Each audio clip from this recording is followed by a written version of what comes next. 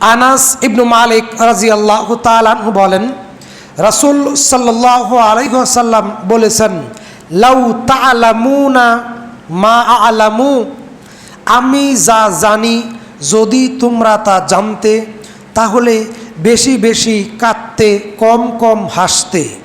আমি যা জানি যদি তোমরা তা জানতে বেশি বেশি কাঁদতে, বেশি বেশি আল্লাহর কাছে কান্নাকাটা করতে আর খুব কম হাসতে।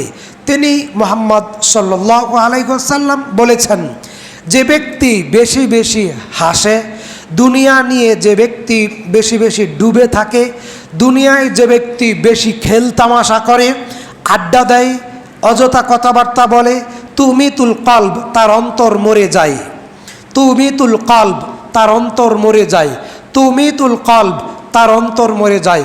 এই কথা বলার পর রাসূল সাল্লাল্লাহু আলাইহি সাল্লামের সামনে উপস্থিত সাহাবায়ে কেরাম মাথাটা নিচের দিকে দিয়ে ঢুকরে ঢুকরে নীরবে কাঁদতে থাকলেন। আমি বুঝাতে চাচ্ছি আল্লাহর ভয়, আল্লাহর ভয় কি জিনিস।